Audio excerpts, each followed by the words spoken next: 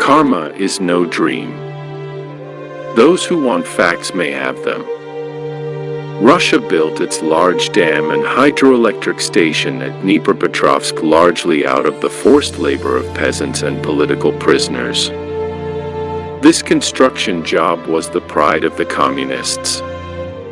But they had to destroy it in a single day by their own hands when the German army approached. What they had built by such unethical means availed them nothing in the end.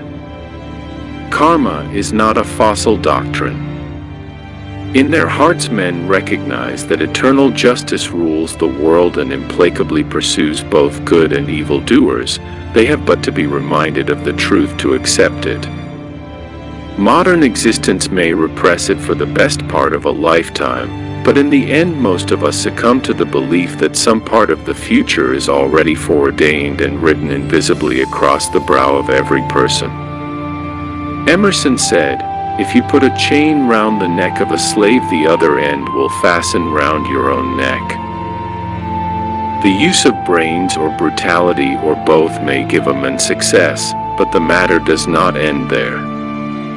After the achievement of success, karma comes into operation and demands the price, and it may be paid by failure or suffering or both.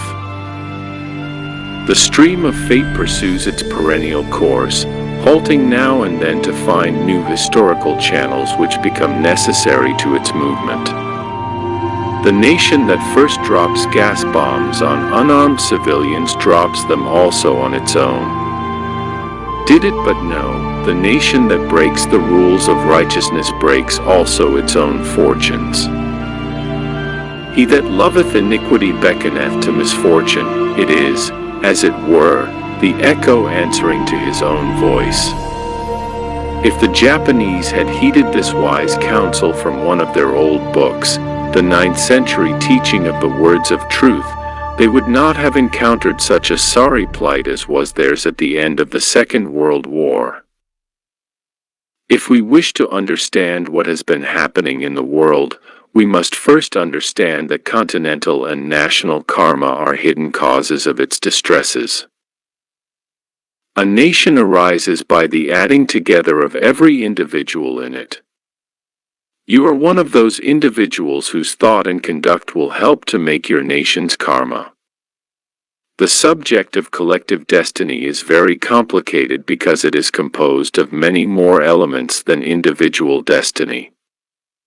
The individual who is born into a particular nation has to share the general destiny of that nation as well as his own individual karma.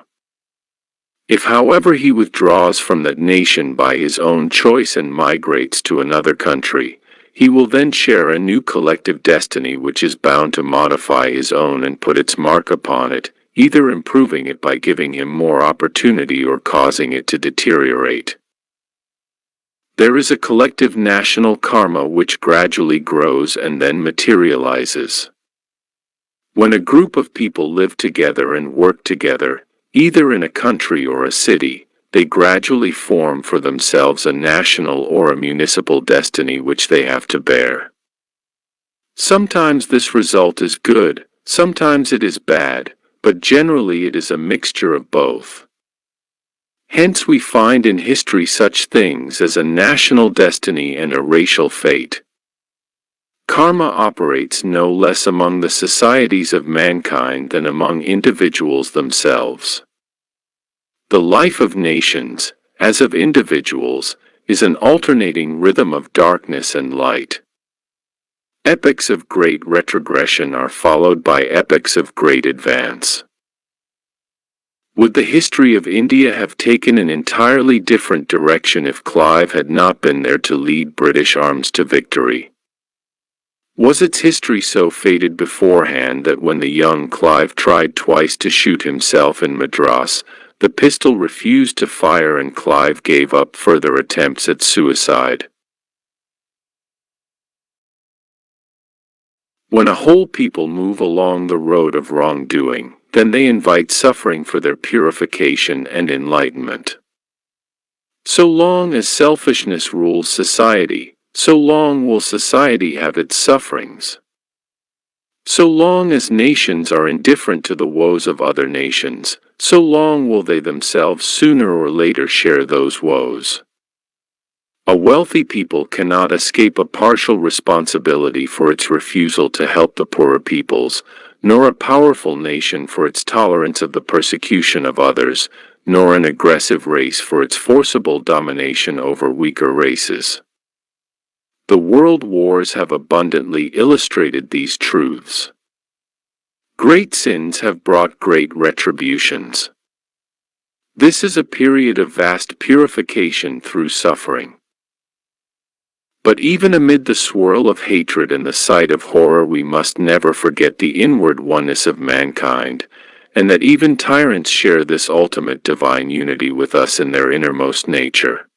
Ultimately, we must say that the sad situation in the world was a self-earned one, and because it was self-earned, it was necessary. The world needed to undergo the experience which it has undergone because it needed ethical and intellectual education, even though that particular form of education has been unpleasant and painful. What mankind can learn clearly and obviously from its continued present sufferings is that without goodwill towards each other brought into external manifestation, there is not actual peace but only its pretense, that outward peace may even be a cloak for the preparation of war. They have learned that treaties are nothing but scraps of paper when written in ink alone and not also in the heart. The cleverest men in Europe tried to solve the problems which bristled all around, but they failed. They had the brains, but they did not have the goodwill. If they had had that, then the problems could have been solved easily. Goodwill was lacking, and it was lacking because of man's innate greed and selfishness. So long as he feels that at all costs he must cling to what he calls his possessions, and that moreover he must constantly increase these possessions, he is hardly likely to be motivated by goodwill. Selfishness urges men to cling to and increase possessions. Good reminds him he is but the steward of them. Only through repeated suffering is he beginning to learn that justice and goodwill, the attitude of give and take, and even the spirit of generosity are essential to the maintenance of peace. These are merely ethical qualities, and yet without them there is not peace, there will always be war.